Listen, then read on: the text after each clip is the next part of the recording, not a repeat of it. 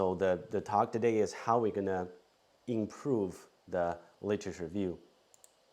So before we get to that, let's spend like a minute to briefly review what we talked about the deciding a topic. So there are three boxes you need to take. So first of all, you need to know what is underlying theory, and you found a few articles to follow. The second one is you should understand the methodology of similar research questions or similar settings. The third thing is you must have access to the database to test your research questions. I would like to emphasize that the papers we talked about needs to be internationally excellent journal. So it's like grade 3 or grade 4 journal in the ABS list. So this is a link. But if you search the ABS list in Google, you're going to find a PDF file for you to download. So we need to know what is the difference between a literature review and like a descriptive summary of the literature, because a common problem for people to not achieving the good mark on the literature review is they provided something which is largely descriptive, and this is common comments people receive in the dissertation as well. So I summarized three things for you to think about. First one is you need to know what is the purpose of your literature review. Literature review is a section in your paper which should have a clear aim to serve your paper. So it's not like give a general lecture. Sometimes I see a study about the directors or a study about the CEOs or a study about the firm policy, etc. And well, we know that is commonly related to the agency problem, but a typical mistake people tend to make is, well, we spend a lot of time to read the literature, to understand the theories, but sometimes the work appears like you are giving a lecture, like what is agency problem, how it was proposed, how it's developed. It's all good, but they are too general, not fit your paper. It's more like something for me to teach when I give a public lecture to the students. So you should think about in this way whether your section actually fit your paper, or it's too general that it can fit into any paper about the corporate finance or corporate governance studies. To summarize, the first point is that you should have a clear aim, and you need to always check whether the aim is delivered. Second thing is there should be a logical flow of the literature evolution or the literature development. So we want to know related to your topic. Your topic belongs to a particular research area. Then they want to know, first of all, what is underlying theory about this research area, how it was started. And then later on, some other people further advance the knowledge one by one, how exactly the knowledge was added to one by one to advance the people's understanding. So it's important that in your review you show that how exactly literature was developed. It has two implications. The first one is when we talk about we need something critical, critical element. What exactly is critical element? Do I need to say something bad about those papers? Not necessarily. If you already identify a clear logic flow, you find out one paper adds to another, or one paper sorted out the problem or the drawbacks of earlier papers. That's exactly what the critical element means, because one add to another, one solve problem of another. That is actually a critical assessment when you write those discussions. The second implication is you should be very careful in the selection of papers. So the paper that you choose to write your literature review, that counts for your final mark. It's not like, let's search the keywords for my paper, for my dissertation. There are some paper pop up when you search in Google Scholar. Let's just write all those papers that I came across in Google Scholar. That's absolutely not right.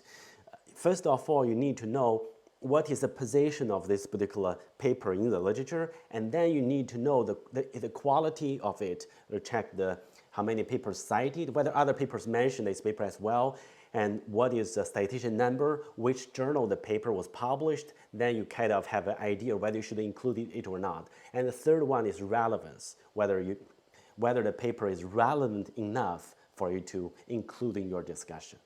So that is the second difference between the review and the summary.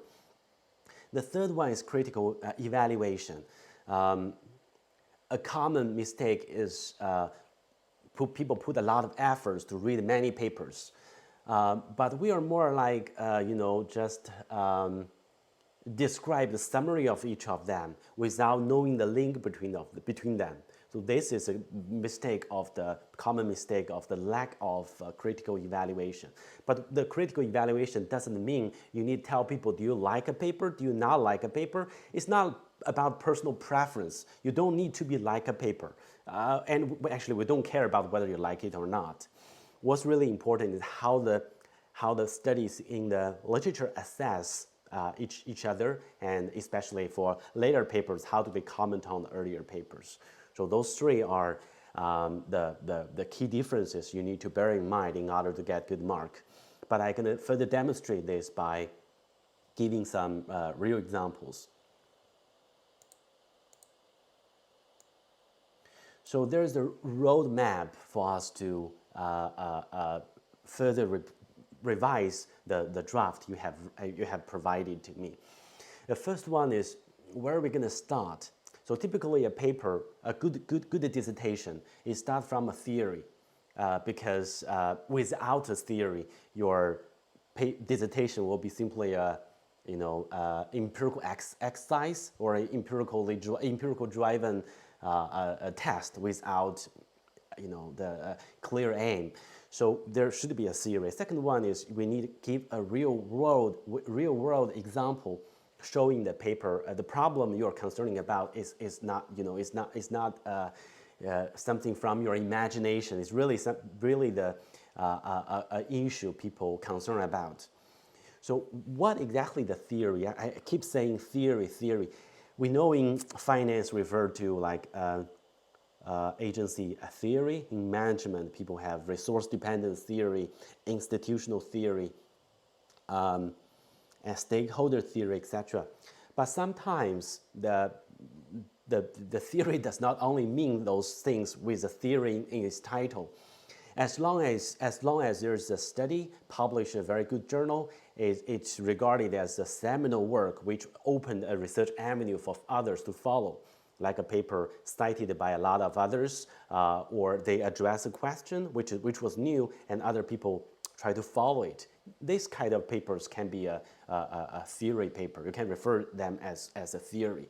And sometimes the theory is not necessarily from finance. It's fine as long as you can find something from a decent sources to refer to. Again, I'm gonna give you some examples for that, but you need to start from a theory. Second one is we think about what to include. We need to include how exactly literature was developed from the beginning of the theory, and later on more empirical evidence add into it. But bear in mind, not all of them are consistent, because the empirical results can disagree with each other, especially they are from different countries, they are from different sample period, because some regulatory reform may happen, or because some new methodology were applied. So that's you need to be very clear how you're going to organize, how you're going to structure discussion when they have different opinions. Next one is you need to include carefully selected papers. You possibly don't know the markers do not only read your, the first thing people look at, maybe it's your abstract, that's for sure. Maybe the first few pages of your introduction section, that's true. But then people tend to go to the reference list, because that shows how carefully you are to selecting those papers. Are they good papers? Are they relevant enough? This gives your markers a quick impression of how much effort you've been putting into the work.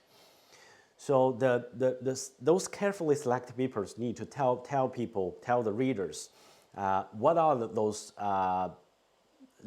how those studies make a difference when they published, and the knowledge has been advanced by them. Important indicator for you to think about is the journal quality and citation to think about whether you should include a particular paper into it. But the grade 3 and grade 4 is not a solid rule. Sometimes some papers are like important books. You can also cite them. Some 2-star papers or 1-star paper could be excellent to fit your story. That's no problem. But the majority of them should be from 3-star and 4-star papers in the journal, in the ABS journal list. And the third one is where are you going to get? You remember that when you write a literature review, you are not giving a lecture. You are not educating others. Let me tell you something about a particular story. No, you are not educating people. You are using this section to support the development of your story, which is the theme of your, serve the theme of your dissertation. And after reading the literature review and a few predictions, or you call it hypotheses, can be drawn convincingly from the discussion of the literature. So this is the roadmap of how to write it. Next, I'm gonna give some examples for like a few steps how you're gonna write or how you're gonna revise the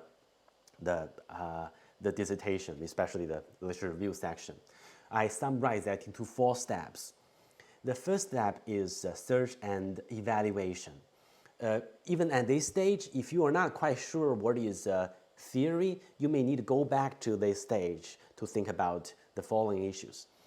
Assuming someone wants to study a topic on CSR during the time of the crisis refers to the pandemic, CSR and crisis, CSR and COVID. So where can we start? So we need to start from searching the keywords of different components of the topic. Maybe it's not always a good idea you put the CSR and COVID together into the searching bar. But if there are some papers, that's a good way to start. Maybe you are lucky you find a few. But a good way is you search those components separately. Like CSR, you can search CSR. But we often change the terms because some people publish the paper in the same topic, but they call it slightly different. CSR, another related issue is ESG, right?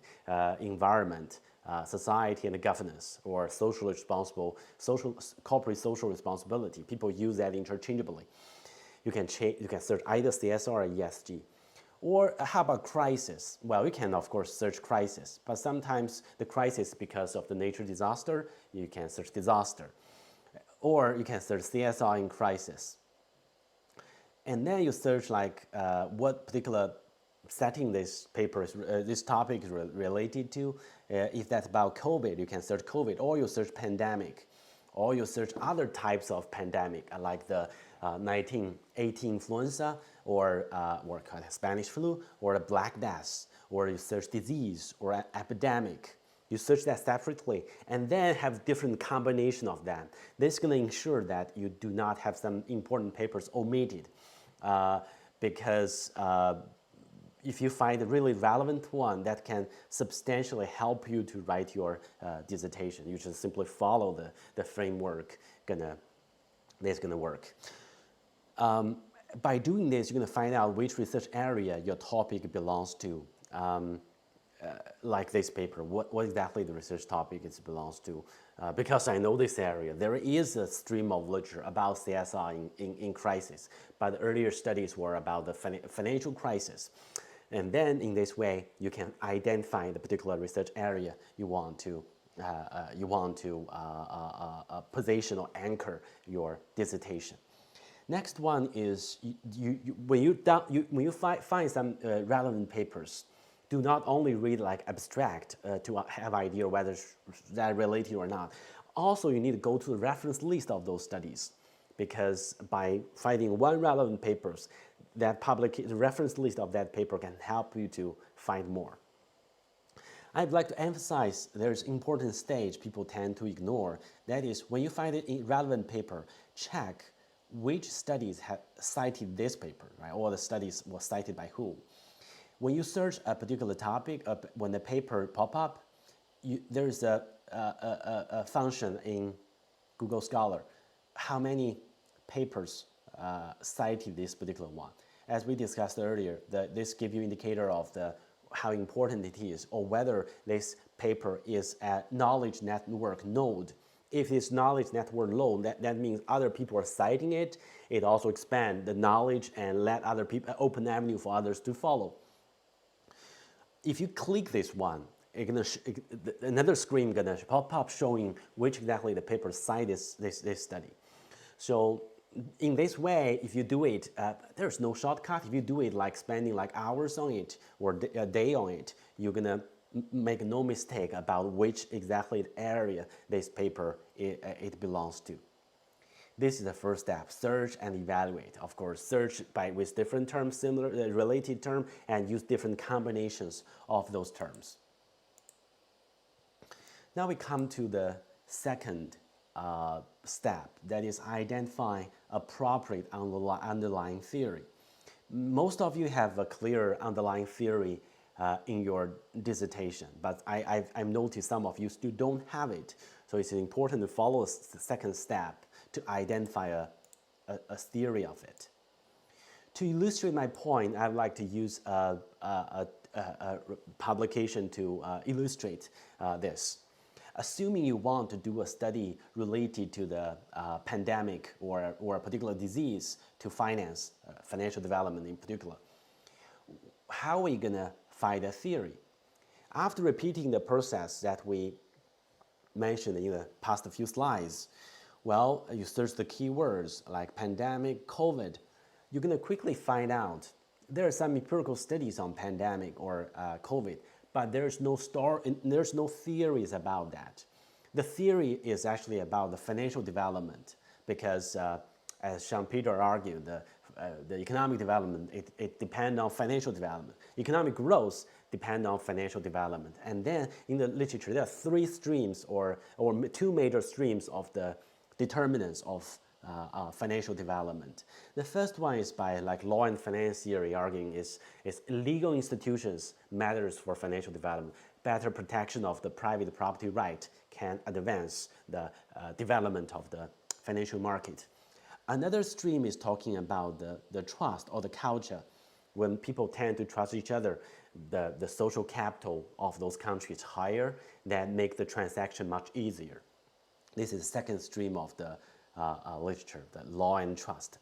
And then as early as 2003, Becker had a study. They find out a particular type of disease happened hundreds of years ago can determine financial development through the channel of law or through the channel of a legal institution. So here it is. That is the related theory we need to refer to. It's not some new papers about COVID. Actually, there is a important stream of the literature with a lot of citations already in the literature. What you need to do is you find them and cite them, discuss them. After you identify the theory, another question you need to think about is you need to write a bit motivation. Why do we need another paper? If the question has been answered since 2003, why we need another study after like 20 years? Well, here is how the papers were argued. They argue, well, the literature was focusing on one particular channel, that is the disease influence institution, or an institution in turn influence the financial development. And this paper would like to take a different approach. That is, according to some interdisciplinary studies, not in finance, they cite some other studies in other disciplines like the mapping research. There is some evidence showing for a society experience the pandemic, epidemic, the trust of each other going to be reduced.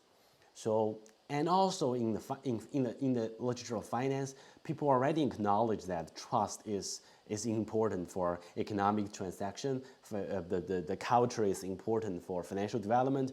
Well, then you combine those together, and that gives you the motivation. The story is like, well, the literature knows this disease is important, but it influences the financial development through legal institutions. We're going to tell a new story. We want to demonstrate the disease influence finance through the channel of culture. So that is how the paper put forward the motivation after the theory is identified. Why doesn't this paper start from a disease? Like well, you can do it because there's no single best way to write your work. But I think the idea is this particular disease provides a novel setting to test this important question. So the importance of the question is more important than how cool a particular database is. I'm gonna demonstrate another example. This paper is studying how pretty a particular CEO is, whether a CEO is good looking or ugly, right? Attractiveness of a CEO and the ICO evaluation. ICO, it refers to the new way to raise capital. We know IPO, that you issue shares, you raise capital. ICO is you issue tokens from the cryptocurrency based on blockchain. You issue tokens and then you raise capital. People do not buy the shares of your firm, they buy the tokens that you issue. Well, the story short, that is like a new fintech way to raise capital. So the first thing we need to think about again is what is the theory, underlying theory about this? How pretty a CEO is, why it matters, why we need to study it. And these authors identify two competing theories.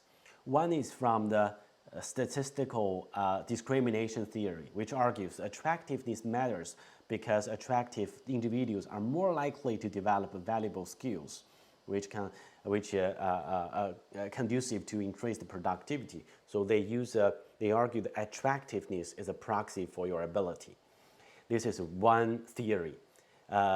Another stream of the theory from psychology, as I mentioned earlier, the theory refers to doesn't have to be something from finance. It could be from other discipline. So the social psychological theory argues, well, basically what is beautiful is good. This idea is actually a bias based on a stereotype-based evaluation. Actually, being pretty doesn't mean that you are more capable of completing the work. So in this way, they identify two competing theories. One suggests a positive relationship between the two, and the other one suggests a negative relationship. After you know the theory, as I demonstrated earlier, you need to know what is the motivation. What is motivation for the paper? Well, how are we going to tell the story? And this is how exactly the author did it. First of all, they give a very, very brief introduction about ICO because it's new to you, maybe it's new to other readers. But they didn't give a very long description of like how the fintech was developed, how the ICO was developed. No, they put three very carefully selected papers. They refer to more when they talk about background later on, but at this stage, in the motivation part, they do not use a bracket to put a lot of papers. They carefully choose three to illustrate the point, what it is.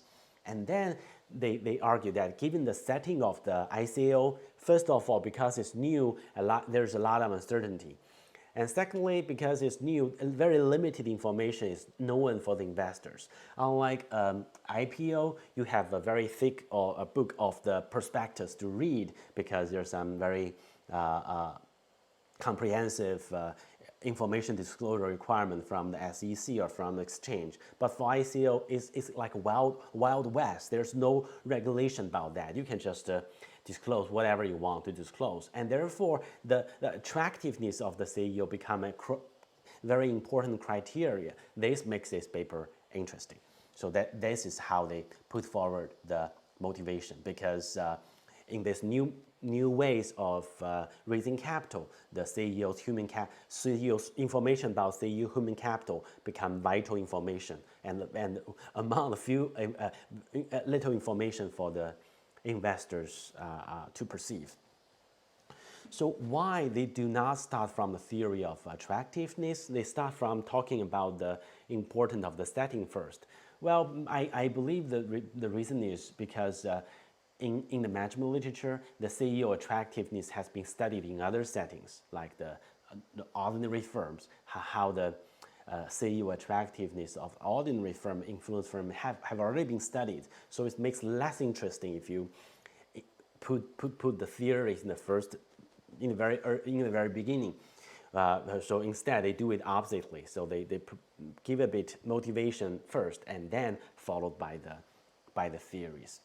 So it's totally up to you. But I think either way is acceptable. But the idea is to identify related and convincing theories, and secondly, they wrote beautiful motivation of the story.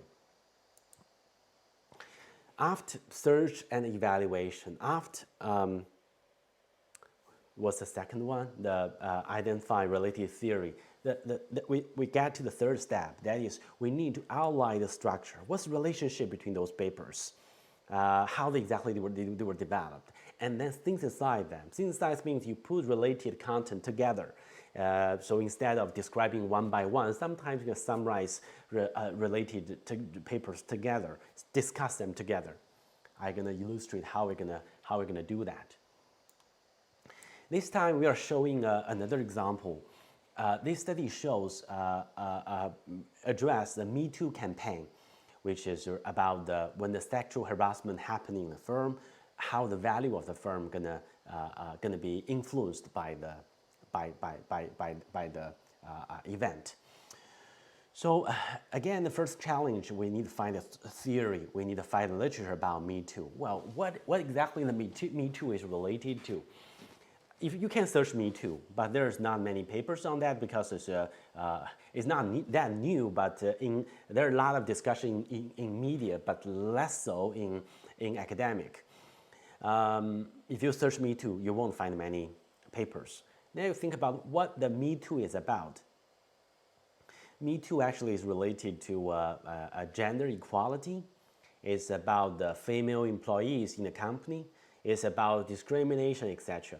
So which stream of the literature we anchor this study? After this search, well, it's a decision for you to make. These readers were, the author think, well, we're gonna study firm value. Actually, we're gonna look at when the event happened, how the market gonna react. This is actually make this story more related to the literature about scandal.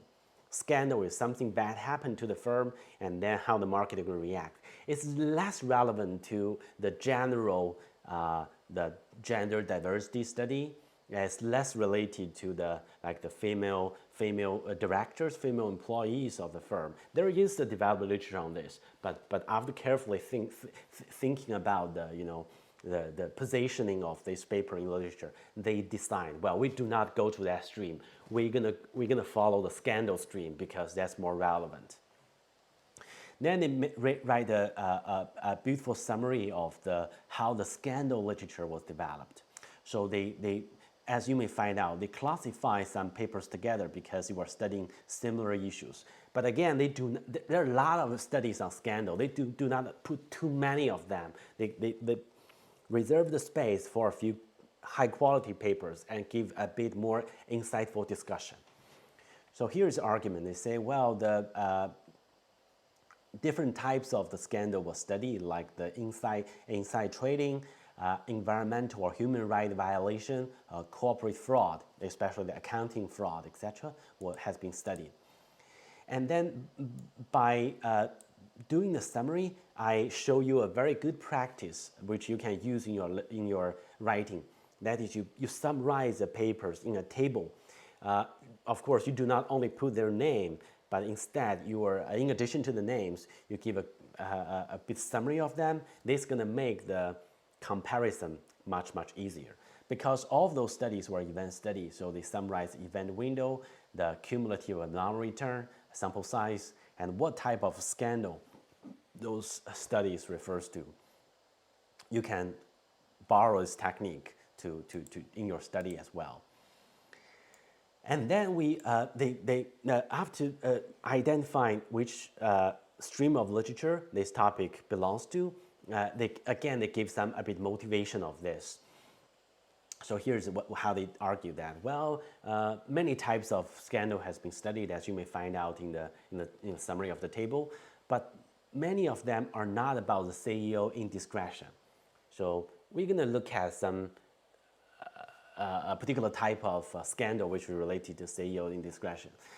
And there has been some limited studies on the discretion of the CEO, and those scandals are unrelated to the business activities. It's about the personal life or behavior of the CEOs, like abuse, violence, sexual misadventure, and how they're going to influence the firm outcome. And they also refer to another paper saying that there's some online job reviews for certain companies, and if the review is very negative, it's going to hold back the financial outcome, firm outcome. This is there's one studies about this already, but they argue, well, this paper is different. They look at long-term impact, and we are looking at short-term market reaction, and we're going to find out the new channel, which is reputation cost. This is how they argued the contribution of the work. And following this, they in the literature review of this study, they briefly review some other studies in psychology and sociology about the sexual harassment. But of course, those studies were studied from different perspectives because they were published in non-finance journals. Of course, it didn't examine the monetary cost to the firms. So this paper, well, they argue, well, they're going to study the implication on the market value. And they argue the topic is important because despite the prominence in the news and to the policymakers, no studies focus on market reaction. They claim they are the first one to do it. So this is how they discussed in the literature review section. So as you may find out, there's a clear aim for the paper to deliver. That is, they want to demonstrate, first of all, which area my study belongs to, a quick summary of the, efficient summary of the literature, not only in finance but in other areas. And thirdly, they try to make a point. My topic is new, it is relevant to the real world and can add to the existing knowledge. So they got a very clear aim. Instead of having a, very descriptive summary about other types of scandals, like what financial fraud going to lead to, that is less relevant. They even didn't spend one single paper on board diversity because it's not that relevant. You are talking about the particular campaign or particular event, not about whether a company hire more female directors. It's related, but not that related. You don't need to spend time on that. This can make your paper, make your literature review discussion more sharper and more appealing to the readers. Okay, that's step 3. Now we move on to the last step. Let's draw predictions. So a typical structure of the paper of your dissertation start from the introduction section, and then you have a institutional background section. If your setting is interesting, is new, you don't have to have that because sometimes we just use like SB 500 to examine some commonly researched question. What are you going to put in the institutional background? Thirdly, you put your literature review, as I demonstrated earlier. And then next one is hypothesis development. You can either put the hypothesis development into the literature review section or make that separately. That's no problem. After this, you're going to put your research design and empirical analysis. We save that for next meeting. Now I can give example of how we're going to write a hypothesis development about a particular law in the States, which this is the law requiring the firms should have more female directors in the board because for the sake of gender diversity, company needs to add more female directors into the board. In different countries, different legislations were in place to enforce this. So let's look at how the paper motivate this. They argue, well, if you do a cross-sectional study, look at the relationship between the ratio of female directors and firm performance, this study is going to subject to the endogeneity issue. You do not know is either performance drive the ratio of females or the ratio of females drive performance of the board. And then this law bill actually provide you an exogenous shock. That is, it's not like your choice to have more female. It's actually somebody exogenous force to mandate you to have more. So that brings exogenous shock, which helps you to draw a causal inference. That is, the direction going to be the changing the female director ratio and the firm value outcome. And then the study shows, well, they admit, well, we are not the first one to study this because in Norway, as early as 2012, there's some studies on this. Because first of all, Norway is among the first country to have this type of law. And secondly, in Norway, you can access to a lot of rich information about small firms. So those authors take advantage of that and publish papers like even 10 years ago. After 10 years, why do we need another paper? Because of the cultural difference, because of the heavy reliance on equity for the US firms. So it's not very clear whether US firms should experience a similar effect. So they argue, well, it's definitely worth to study again because the SB 500 definitely is much larger than the small firms. In no way, the effect might be different and worth another examination after 10 years.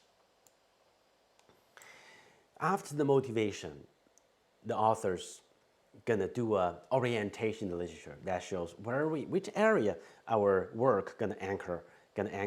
So they find out the most related literature is about the board. So they start from the function of the board. The function of the board is to monitor CEOs and giving advice. And then some studies shows that the board characteristics gonna influence the ability of the individual directors to perform their duty. So the board characteristics definitely matters, like the expertise, independence, and certain experience of them definitely matters. But again, this stream of literature is very rich, but as you may find out here, they do not put a very long list of them because they make a selective this choice. You do not put all the relevant papers here in order to make the paper flow better. So they summarize a few characteristics to discuss. And then diversity is one of the board characteristics. It has been studied. And they also summarize some positive impact of the board diversity and summarize some negative ones. That is how they write the literature review section. But after this, my point for this section is to demonstrate how we're gonna develop our hypothesis. Let's look at how exactly they have done the work. So a common mindset people have is I must draw the hypothesis from the papers which are already discussed in the literature review section. But in this way, you're gonna find out it's a little bit, you are kind of repeating yourself because you already discussed those papers again. So here I show you a very good example how we're going to do that. So in the hypothesis development section, here's what they argue. To comply with the requirement, which is to have more female directors, firms can either replace existing male directors. You change male to female, then you're in compliance. Or you can expand the board by hiring more female directors. Basically, you have two choices. And here, in this place, the authors brings new literature into the discussion. They didn't discuss those particular literature before because it was not relevant, but it's relevant to the point here. So they make the point, which is existing ones do have value. So when you fire them, you actually suffer a replacement cost. What exactly is replacement cost? So they refer to the literature to make this point. Existing female directors have value, and they provide evidence. How are we going to know the existing ones have value? Because in the literature, when a plane crash, assuming there's some outside directors, some male directors on the plane, when the news is announced, the normally the stock price of the firm going to drop. And the drop of the stock price reflect the value of those male directors because they experience sudden death, either because of the plane crash or because of the like a stroke, heart attack. When they have unexpected deaths, the market reaction is going to reflect the value of them. Typically, as I said, typically market price drop. That shows they do have a value. This is going to imply if you want to fire the existing one, maybe it's not a good idea. They do have their value. And all those discussion about whether existing have value or new literature, they've added into the discussion. Because the literature review is summarizing the existing literature about whether that gender diversity is good or bad. But your hypothesis is about when you're implementing this strategy in the US context, whether you suffer certain cost. That's why they bring new papers to discuss in this place. And then they discuss, what if we extend the board? Well, if you want to expand the board, then you're going to suffer some additional cost as well. Initially, you may have 5, 6 people in the board. Now you want to have 8. You need to pay the additional salary for some newly attracted directors. And we know that female directors are, the candidates for female directors not that many in the labor market because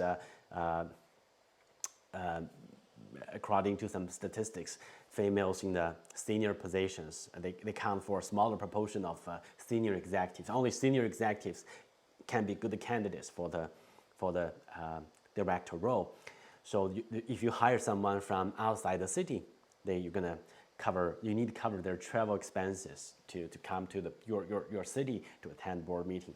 For larger firms, it's not a problem. For smaller firms, this is gonna be costly. So when you hire more people, you possibly going to deviate from the optimal board size. Again, they provide some literature on that. So the existing literature is like when you have a larger board, is typically harm the firm value because the coordination maybe is more complicated and the decision making is less efficient.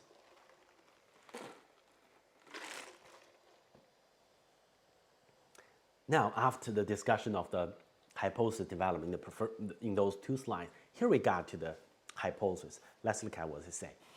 The holding the supply constant. When the cost of the replacement decreases, the law will have a smaller impact on firm value because, the replacement cost is lower. So when you replace a male, the existing male director with a female one, there's going to be less cost. This makes sense. And when the replacement cost increases, they predict a more negative reaction because the firm face cost to comply with regulation. Right? So this is the 2 hypotheses they've got to. But you can see how exactly reach the point. We bring some new literature in the discussion in order to put forward these predictions in a convincing way. Right, I pretty much covered all those 4 steps, but I'm gonna make the slides available to you. You can, of course, we're gonna give you individual feedback for sure, but when you improve it, you can also think about whether you've been through those 4 stages in the writing. And then we talk about what are we going to learn? Because I'm going to meet you about 4 times. Next time we're going to talk about the empirical results one by one, and next the one after that one, I'm going to give you a general feedback about the work. But between the meetings, where are we gonna learn in that? The good news, you don't need to figure all those out by yourself. First of all, I already summarized those in the slides. It took me a long time to put those testing knowledge in words. It's hard for me to summarize. The second one was the published articles. You already demonstrated how to do that, as I showed. All the examples are based on published studies.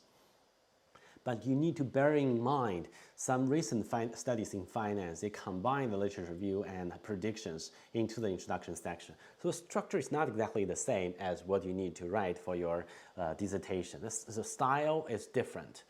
So it's still better for you to put them separately because it's, first of all, you have a longer dissertation to write than the typical articles. Those papers have becoming shorter in the beginning, but they have more robustness checks later on to test. But for a dissertation, either undergraduate or postgraduate, you don't have that test to do. So the literature review tends to be longer. So I suggest 3 journals for you to check their style, like a Strategic Management Journal, Journal of Accounting, Economics, Management Science. They do publish finance papers, but they follow a more traditional way of the structure, which is in line with the requirement of the dissertation. And when you read the literature, you should bear the questions in mind. So reading the literature is not only to get the story out of it. Do they find something positive, something negative? No, it's not about that. It's about how exactly you find underlying theory and how they use the story, how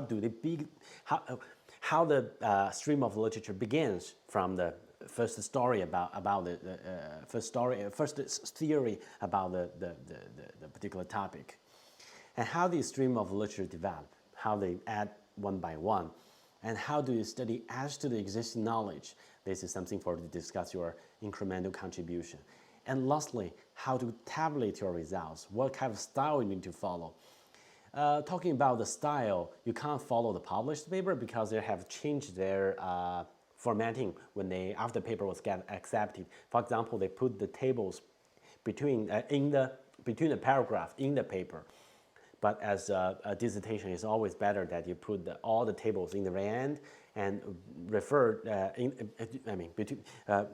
When you discuss those tables, you can search a line saying insert table X here, insert table A here, insert table 1 here, 2 here. This is going to be easier for the readers to read and easier for you to have a more well-structured presentation. There are many NBER working papers. If you search NBER working papers, that's papers before they got accepted. I think they provide a very good standard and good format for you to follow in terms of how you're going to structure your dissertation. Now we come to the conclusion for today. So I'm not saying we concluded the meeting. I'm just concluding my summary of my slides. So after you finish the work, you assess your work first before you submit to the school. Whether the aim is reached, do you have a clear aim? Whether your literature review fit the dissertation, whether it supports your dissertation, or it's a general review which can be put into anyone's paper. Secondly, whether the theory, the example or anecdotal evidence, or the pathway of the literature or evolution of the literature, and whether the logic flow are clear to readers. Whether you have convincing predictions, and convincing means not like a far-fetched argument.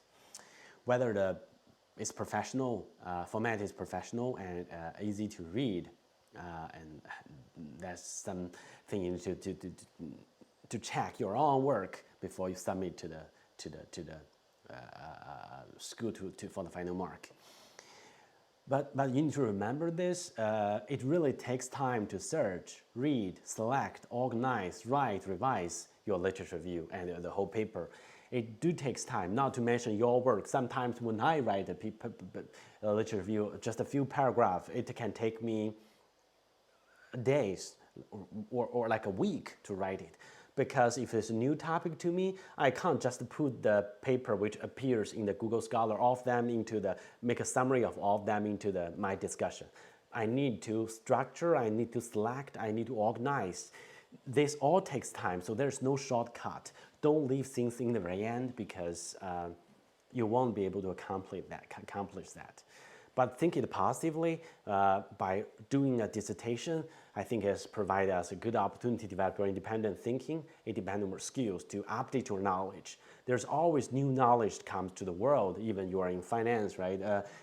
Later on for your career, there are a lot of new asset in finance for us to think about, like the non-fungible token, like the real estate in the Metaverse, right? There are a lot of things to think about. How we're going to update the knowledge. We're going to use independent thinking, independent learning skills we developed through writing the dissertation to acquire or to update our new knowledge.